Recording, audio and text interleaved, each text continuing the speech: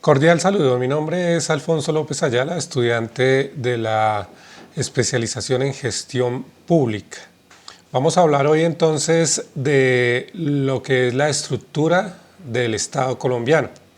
Para hablar de la estructura del Estado colombiano es importante iniciar diciendo que Colombia es un Estado social de derecho tal como lo consagra la Constitución Política en su artículo primero, república unitaria, descentralizada, con autonomía de sus entidades territoriales, democrática, participativa, pluralista, fundada en el respeto a la dignidad humana, en el trabajo y la solidaridad y en la prevalencia del interés general.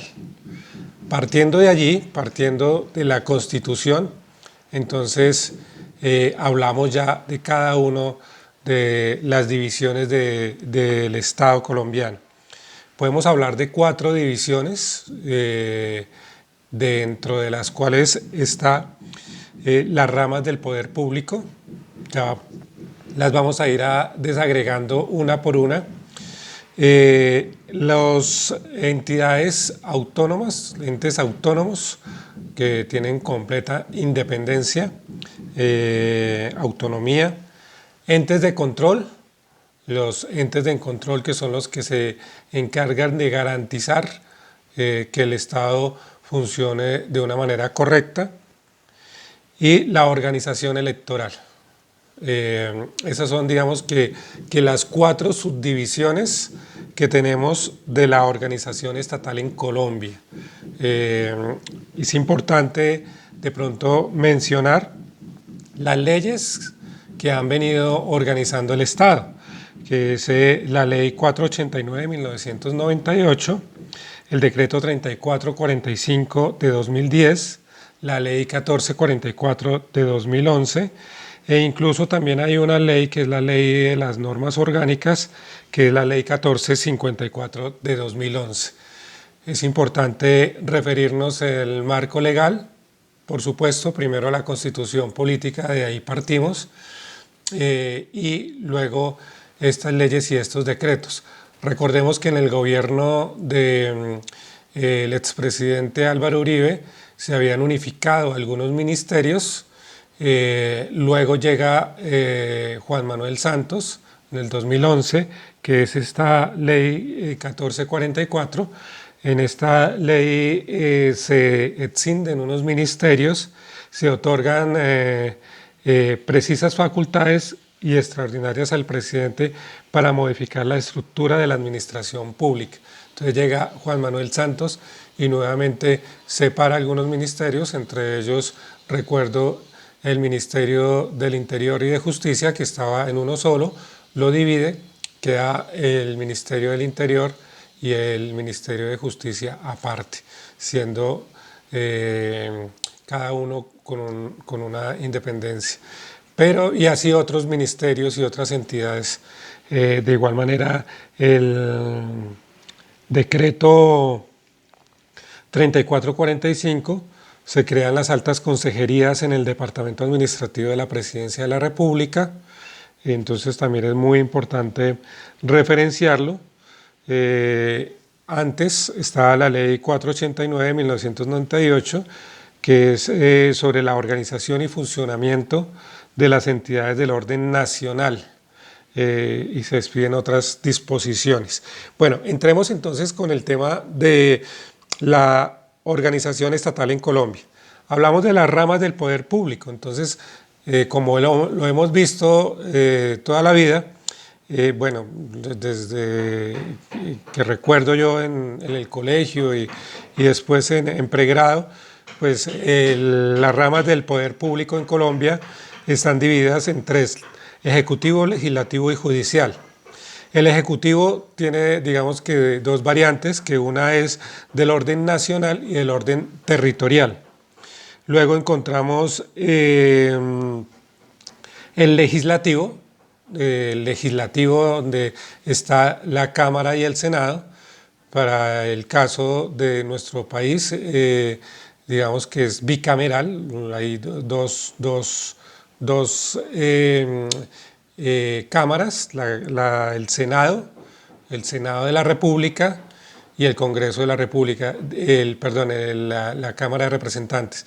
Digamos que aquí hay una característica del Senado, y es que su circunscripción es nacional para su elección, y los representantes a la Cámara, los congresistas, son de la circunscripción departamental. Entonces digamos que esa es como la diferencia que hay allí. ¿Cuáles son las funciones del Congreso de la República?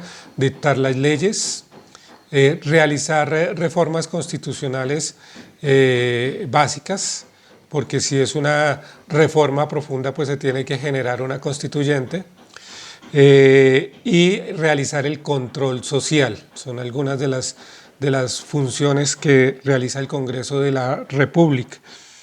Luego viene la parte judicial. Entonces, en la parte judicial encontramos la Corte Constitucional, la Corte Suprema de Justicia, el Consejo de Estado, y de igual manera encontramos el Consejo Superior de la Judicatura. Aquí es importante resaltar que dentro de la Corte Suprema de Justicia, que es el alto tribunal en tema de la justicia ordinaria, encontramos los tribunales superiores de justicia de distrito judicial, los juzgados de circuito, los juzgados municipales, juzgados de ejecución de penas y juzgados de familia. De igual manera, en el Consejo de Estado encontramos los tribunales administrativos y los juzgados administrativos.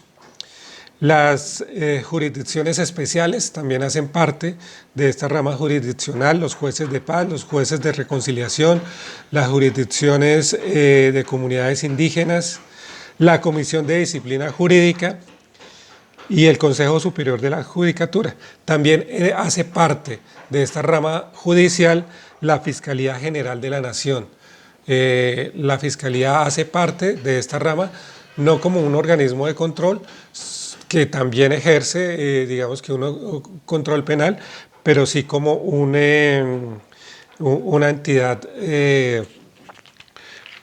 penal, donde se desarrollan todas las investigaciones alrededor para iniciar todos los procesos penales. Luego encontramos los entes autónomos. Dentro de estos entes autónomos podemos decir que está el Banco de la República, que están las universidades públicas, que está la Comisión Nacional del Servicio Civil, está la Autoridad Nacional de Televisión, que es una entidad que en este momento se encuentra en proceso de liquidación. Son algunos entes autónomos que encontramos ahí. Es importante hacer la salvedad que la ESAT, siendo una entidad universitaria pública, no hace parte de las universidades como entidades autónomas, porque la ESAT hace parte de la parte ejecutiva en el Departamento Administrativo de la Función Pública. Es decir, la ESAT depende del Departamento Administrativo de la Función Pública, en la rama ejecutiva del poder público. Encontramos los entes de control. Entonces, los entes de control está el Ministerio Público, que hace parte de la Procuraduría, la Defensoría del Pueblo y las personerías municipales.